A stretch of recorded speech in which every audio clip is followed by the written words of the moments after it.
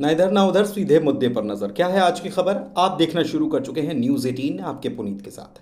तो खबर यह है कि बच्चियों लड़कियों के साथ जैसी घिनौनी वारदातें बीते दिनों सामने आई, उससे पूरा देश गुस्से में है। पहले पश्चिम बंगाल और फिर महाराष्ट्र के बदलापुर में स्कूल में बच्चियों का यौन उत्पीड़न। इन घटनाओं से देश में उबाल है, माता पिता में गुस्सा है, तो कोर्ट भी इस मामले पर चिंता जता रही है। सरकारें एक्शन लेने का दावा तो कर रही हैं, लेकिन स्थानीय प्रशासन की लापरवाही पर कोर्ट फटकार भी लगा रही है कि कर क्या रहे हो। इस बीच महाराष्ट्र बंद का ऐलान हो गया। यह ऐलान बदलापुर में हुई घटना के बाद किया गया और महाराष्ट्र में विपक्ष में बैठी महा विकास अघाड़ी ने यह बंद बुलाया और लोगों से भी इस बंद को समर्थन देने का आह्वान किया। लेकिन बॉम्बे हाईकोर्ट की तरफ से इस बंद बुलाने को लेकर महा विकास अघाड़ी को तगड़ा झटका लगा है। दरअसल मुंबई के नजदीक ठाणे के बदलापुर के नामी स्कूल में दो बच्चियों के यौन उत्पीड़न के खिलाफ पूरे महाराष्ट्र में बवाल है। इस घटना में स्कूल प्रशासन के साथ साथ पुलिस के स्तर पर भी घोर लापरवाही बरती गई। इसका कारण मुंबई में पिछले दिनों बड़े स्तर पर प्रदर्शन देखने को मिला। इस बीच घटना के विरोध में विपक्षी महाविकास अघाड़ी ने शनिवार को महाराष्ट्र बंद का आह्वान कर दिया था। गठबंधन के नेताओं ने आम जनता से कहा कि वो भी इसमें शामिल हो, लेकिन यह मामला बंबई हाईकोर्ट पहुंचा और वहां पर महाविकास अघाड़ी को झटका लग गया। कोर्ट ने क्या कहा? बॉम्बे हाईकोर्ट के चीफ जस्टिस देवेंद्र कुमार उपाध्याय ने शुक्रवार को कहा कि अदालत 24 अगस्त को किसी भी राजनीतिक दल या व्यक्ति के द्वारा बुलाए गए बंद को अनुमति नहीं देगी। शिवसेना उद्धव गुट के नेता उद्धव ठाकरे ने दरअसल एक प्रेस कॉन्फ्रेंस में यह बंद का आह्वान किया था। Chief justice DK. उपाध्याय की अगुवाई वाली 2 जजों की बेंच ने एक आदेश में राजनीतिक दलों या फिर व्यक्तियों को महाराष्ट्र बंद का आह्वान करने से रोक दिया है। Chief justice DK. उपाध्याय और जस्टिस अमित बोरकर की खंडपीठ ने कहा कि महाराष्ट्र सरकार बंद को रोकने के लिए सभी जरूरी कदम उठाएगी। पीठ ने यह भी कहा कि अदालत बंद के आह्वान को चुनौती देने वाली अधिवक्ता सुभाष झा और गुणरत्न सदावर्ते के जरिए शुक्रवार को दायर 2 याचिकाओं पर जल्द ही विस्तृत आदेश भी पारित करेगी। दरअसल विपक्षी गठबंधन महाविकास अघाड़ी यानी कि MVA ने ठाणे जिले के बदलापुर में स्कूल में 2 बच्चियों के साथ यौन उत्पीड़न के विरोध में 24 अगस्त को पूरे राज्य में बंद बुला रखा है। आरोप है कि आने वाले विधानसभा चुनाव को देखते हुए महाविकास अघाड़ी ने यह बंद बुलाया। आरोप यह भी है कि इस बंद से स्कूल, कॉलेज, अस्पताल समेत आम जनता पर बोझ पड़ेगा। मुख्य न्यायाधीश देवेंद्र कुमार उपाध्याय और न्यायमूर्ति अमित बोरकर की पीठ इस पूरे मामले की सुनवाई कर रही थी। राज्य सरकार की ओर से महाधिवक्ता डॉक्टर वीरेंद्र सराफ ने हाईकोर्ट में सफाई दी और कहा कि इस तरह का बंद बुलाने का अधिकार किसी को भी नहीं है।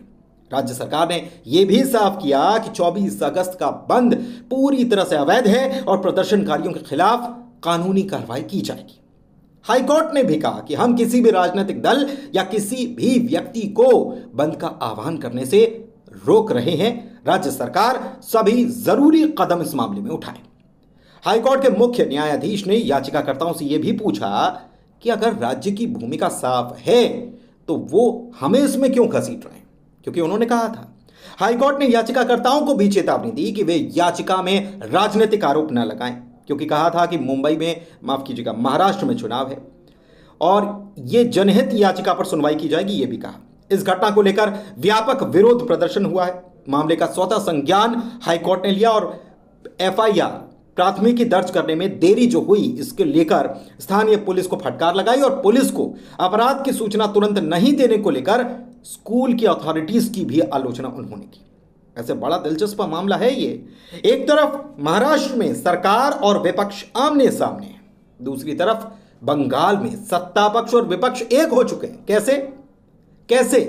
तो यह बात यह है कि विपक्ष भी प्रदर्शन करने के लिए सड़क पर है, तो ममता बनर्जी भी सड़क पर उतरकर प्रदर्शन कर रही है, इंसाफ मांग रही है। तो माना तो यही जाएगा कि दोनों इस मामले में एक ही मांग कर रहे हैं, लेकिन वहां पर भी कोर्ट कड़ी फटकार लगा रहा है। इस मामले का अपडेट आपको दे देते हैं कि वहां चल क्या रहा है। तो कोलकाता में ट्रेनी डॉक्टर का रेप मर्डर करने वाले आरोपी संजय रॉय समेत 6 लोगों का पॉलीग्राफी टेस्ट होना है। इसमें कॉलेज के पूर्व प्रिंसिपल संदीप घोष के अलावा पीड़ित डॉक्टर के साथ 8 अगस्त की रात डिनर करने वाले 4 डॉक्टर भी शामिल हैं। इसके पहले मुख्य आरोपी संजय रॉय को पहले ही 14 दिन की न्यायिक हिरासत में भेजा जा चुका है। इससे पहले जब उसे कोर्ट में पेश किया गया था तो सुनवाई के दौरान ही संजय पॉलीग्राफी टेस्ट के लिए खुद वो तैयार हो गया। वहीं कोलकाता में डॉक्टर्स अभी भी हड़ताल पर बने हुए हैं। उनका कहना है कि हमें इंसाफ नहीं मिला है और इसीलिए हम काम पर भी नहीं लौटे। हालांकि दूसरे संगठन यानी कि United Doctor Front Association, resident doctor association और Federation of All India Medical Association ने हड़ताल को खत्म कर दिया है। इस पूरे मामले को लेकर सुप्रीम कोर्ट की तरफ से कड़ी टिप्पणी की जा चुकी है। सुप्रीम कोर्ट ने कहा कि इस मामले में एफआईआर में देरी हुई। उन्होंने पुलिस पर भी सवाल उठाए, सुरक्षा पर भी सवाल उठाए। इस बीच जो पूरे मामले की जांच सीबीआई कर रही है उसने कोर्ट में यह भी कह दिया है कि वहां पर जो तोड़फोड़ और हंगामा हुआ वो कहीं ना कहीं जानबूझकर जो सबूत हैं उनसे खिलवाड़, उनको मिटाने की कोशिश की गई है। बहरहाल देखना होगा कि अब पॉलीग्राफी टेस्ट जो हो रहा है इसमें क्या चीजें निकलकर सामने आती हैं। यह भी देखना होगा कि महाराष्ट्र में जो बंद बुलाने की बात महाविकास अघाड़ी की तरफ से कही गई है, अब देखना है कि ये बंद क्या कुछ नजर आता है। इस बंद को लेकर लोगों का क्या समर्थन मिलता है, क्या सरकार इस मामले में कोई कड़ी कार्रवाई या कड़ा एक्शन ले सकती है, और हाईकोर्ट इस मामले में जो विस्तृत आदेश जारी करेगा उस विस्तृत आदेश में क्या कुछ निकलकर सामने आता है।